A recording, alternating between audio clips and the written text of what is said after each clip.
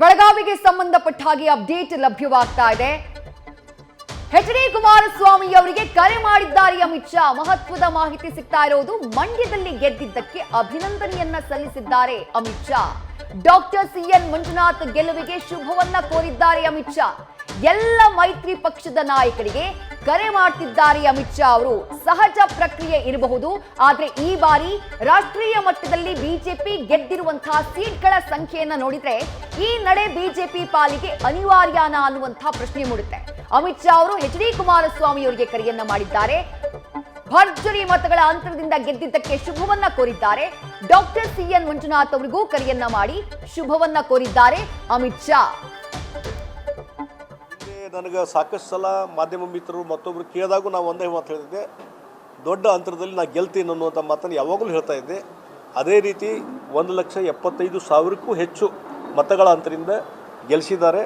ಅದಕ್ಕಾಗಿ ನಾನು ಬೆಳಗಾವಿ ಲೋಕಸಭಾ ಕ್ಷೇತ್ರದ ಎಲ್ಲ ಮತದಾರ ಜನತೆಗೆ ನಾನು ಹಾರ್ದಿಕವಾದಂಥ ಅಭಿನಂದನೆಗಳನ್ನು ಸಲ್ಲಿಸ್ತೀನಿ ಮತ್ತು ನಾನು ಅವರಿಗೆ ಚಿರಋಣಿಯಾಗಿ ಇರ್ತೇನೆ ಅನ್ನುವಂಥ ಮಾತನ್ನು ಓಕೆ, ಚಂದ್ರಬಾಬು ನಾಯ್ಡು ಜೊತೆ ನಿರಂತರ ಸಂಪರ್ಕದಲ್ಲಿದ್ದಾರೆ ಬಿಜೆಪಿ ನಾಯಕರು. ಯಾಕಂದ್ರೆ ಇಂಡಿಯಾದವರು ಅವ್ರಿಗೆ ಸಂಪರ್ಕ ಮಾಡ್ತಾ ಇದ್ದಾರೆ. ಖುದ್ದು ಪ್ರಧಾನಿ ಮೋದಿ, ಅಮಿತ್ ಶಾ ಅವರು ಕರೆ ಮಾಡಿ ಚರ್ಚೆಯನ್ನ ನಡೆಸಿದ್ದಾರೆ.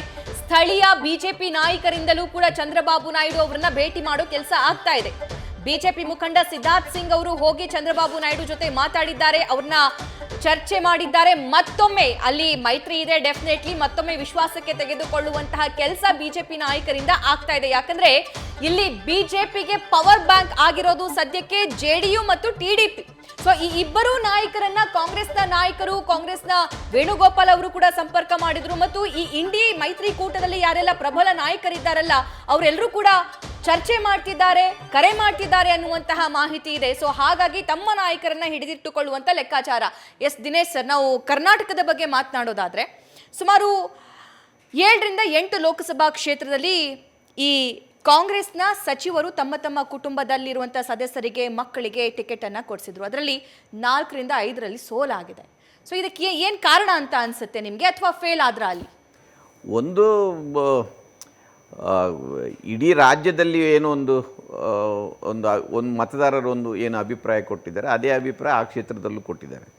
ಆದರೆ ವಿಶೇಷವಾಗಿ ಕುಟುಂಬದವರಿಗೆ ಯಾಕೆ ಕೊಟ್ಟರು ಅಂದರೆ ಅವರ ಎಲ್ಲ ರಿಸೋರ್ಸನ್ನು, ಅವರ ಎನರ್ಜಿಯನ್ನು ಹಾಕಿ ಗೆಲ್ಲಿಸ್ತಾರೆ ಎನ್ನುವುದಕ್ಕೆ ಕೊಟ್ಟಿದ್ದಾರೆ. ಮತ್ತು ಎಲ್ಲರಿಗೂ ಚರ್ಚೆ ಆಗಿರುವಂತೆ ಮೊದಲು ಆ ಸಚಿವರಿಗೇನೆ ಸ್ಪರ್ಧೆ ಮಾಡಲಿಕ್ಕೆ ಹೈಕಮಾಂಡ್ ಹೇಳಿತ್ತು. ನಾವು ಸ್ಪರ್ಧೆ ಮಾಡೋದಿಲ್ಲ, ನಾವು ಮಕ್ಕಳನ್ನು ನಿಲ್ಲಿಸ್ತೇವೆ ಅನ್ನೋದಂತ ಹೇಳಿದ್ದಾರೆ. ಈಗ ಇದು ಸ್ವಲ್ಪ ಕಾದು ನೋಡಬೇಕಾಗಿದೆ. ಯಾಕೆಂದರೆ ಸುರ್ಜೇವಾಲಾ ಇದರಿಂದ ಹಿಡಿದು ಭಾಳ ಮಂದಿ ಹೇಳಿದ್ದಾರೆ, ನಿಮ್ಮ ಮಕ್ಕಳನ್ನು ನಿಮ್ಮ ಕುಟುಂಬದವರನ್ನು ಗೆಲ್ಲಿಸಲಿಕ್ಕಾಗದಿದ್ದರೆ ನಿಮ್ಮ ಸಚಿವ ಸ್ಥಾನವನ್ನು ನೀವು ಕಳೆದುಕೊಳ್ತೀರಿ. ಅದರಿಂದ ಈಗ ಯಾರ್ಯಾರ ಮಕ್ಕಳು ಯಾರ್ಯಾರು ಸೋತಿದ್ದಾರೆ ಅವರ ಸಚಿವ ಸ್ಥಾನಕ್ಕೆ ಖಂಡಿತ ಎಲ್ರಿಗೆ ಒಂದು ದಂಡ ಬೀಸಿದಾಗ ಒಂದು ರೂಲ್ ಮಾಡಿದಾಗ ಎಲ್ರಿಗೂ ಅನ್ವಯ ಆಗುತ್ತೆ. ಅದು ಆಗುತ್ತಾ ಇಲ್ವೋ ನೋಡಬೇಕು. ಆದರೆ ಭಾಳ ಸಂದರ್ಭಗಳಲ್ಲಿ ಇಂಥದ್ದ ದಂಡಗಳಿಂದ ತಪ್ಪಿಸ್ಕೊಂಡವರು ಇದ್ದಾರೆ. ಅದನ್ನು ತಪ್ಪಿಸ್ಕೊಳ್ಳುವ ಚಾಣಕ್ಷತೆ ಅವರಿಗೆಲ್ರಿಗೂ ಇದೆ. ಆದರೆ ಅವರು ಸುರ್ಜೇವಾಲರು ಹೇಳಿರೋ ಪ್ರಕಾರ ಯಾರ್ಯಾರು ಸೋತಿದ್ದಾರೆ ಕುಟುಂಬದ ಸದಸ್ಯರು ಅವರು ಸಚಿವ ಸ್ಥಾನ ಕಳೆದುಕೊಳ್ಬೇಕಾಗುತ್ತೆ. ಆ ಚಾಲೆಂಜ್ ಮುಂದಿನ ದಿನಗಳಲ್ಲಿ, ಯಾಕೆಂದರೆ ಎಲ್ಲ ಸಚಿವ ಸ್ಥಾನಗಳಿಗೆ ಬೇರೆ ಆಕಾಂಕ್ಷಿಗಳು ಇದ್ದಾರೆ, ಖಂಡಿತ ಇದ್ದಾರೆ. ಅವರಾದರೂ ಈ ಪ್ರಶ್ನೆಯನ್ನು ಎತ್ತಿ ಒಂದಷ್ಟು ತಳಮಳಗಳು ಕಾಂಗ್ರೆಸ್ನೊಳಗೆ ಖಂಡಿತ ಆಗುತ್ತೆ. ಬೆಳಗಾವಿ ಎಕ್ಸಿಟ್ ಪೋಲ್ ಬಗ್ಗೆ ಮಾತನಾಡುವಂತಹ ಸಂದರ್ಭದಲ್ಲಿ ಅಂಡರ್ ಕರೆಂಟ್ ಏನಾಗಿರಬಹುದು ಅನ್ನುವಂತಹ ವಿಚಾರವನ್ನ ಪ್ರಸ್ತಾಪ ಮಾಡ್ತಾ ಇದ್ರಿ.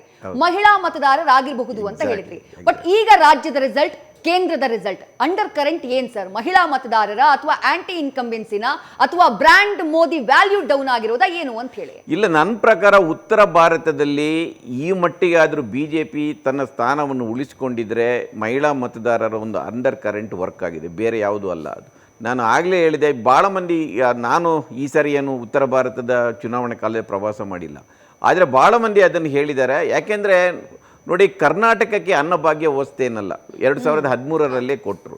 ಆದರೆ ಉತ್ತರ ಭಾರತದಲ್ಲಿ ಭಾಳ ಮುಖ್ಯವಾಗಿ ಬಿಮಾರು ರಾಜ್ಯಗಳಂತ ನಾವು ಅದನ್ನು ಹೇಳ್ತೇವೆ. ಬಿಹಾರ, ಮಧ್ಯಪ್ರದೇಶ, ರಾಜಸ್ಥಾನ ಮತ್ತು ಉತ್ತರ ಪ್ರದೇಶ.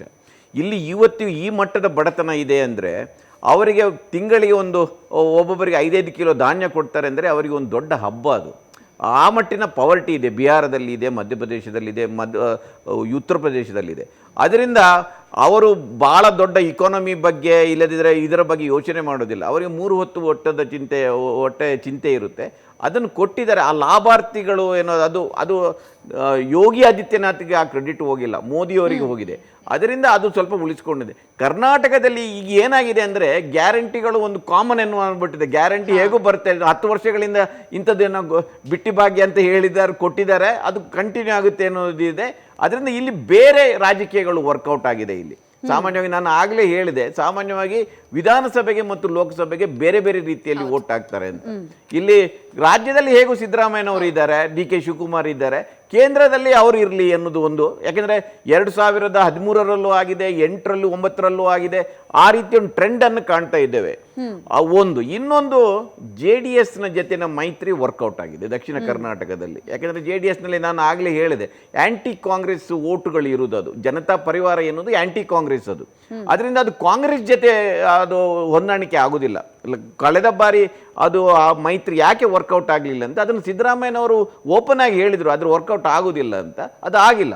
ಬಟ್ ಈ ಸಾರಿ ವರ್ಕೌಟ್ ಆಗಿದೆ. ಆ್ಯಂಟಿ ಕಾಂಗ್ರೆಸ್ ಓಟುಗಳು ಇರೋದ್ರಿಂದ BJP ಆ್ಯಂಟಿ ಕಾಂಗ್ರೆಸ್, JDS ಆ್ಯಂಟಿ ಕಾಂಗ್ರೆಸ್, ಮತ್ತು JDSನಲ್ಲೂ ಸ್ವಲ್ಪ ಸಿದ್ದರಾಮಯ್ಯನ ವಿರುದ್ಧವಾಗಿರೋ ಮತದಾರರು ಇದ್ದಾರೆ, ಪರ್ಸನಲಿ ಇದ್ದಾರೆ, BJPಯಲ್ಲಿದ್ದಾರೆ. ಅದು ಭಾಳ ಚೆನ್ನಾಗಿ ಸಿಂಕ್ ಆಗಿದೆ ಅದು. ಅದರಿಂದ ಗೌಡ್ರ ಆಗ ಹೇಳ್ತಾ ಇದ್ರು, ಎಲ್ಲ ಬೂತುಗಳಲ್ಲಿ JDSನ ವರ್ಕರ್ಗಿಂತ ಜಾಸ್ತಿ BJP ವರ್ಕರ್ಸ್ ಉತ್ಸಾಹದಿಂದ ಕೆಲಸ ಮಾಡಿದ್ದಾರೆ ಅಂತ. ಅದು ವರ್ಕೌಟ್ ಆಗಿದೆ.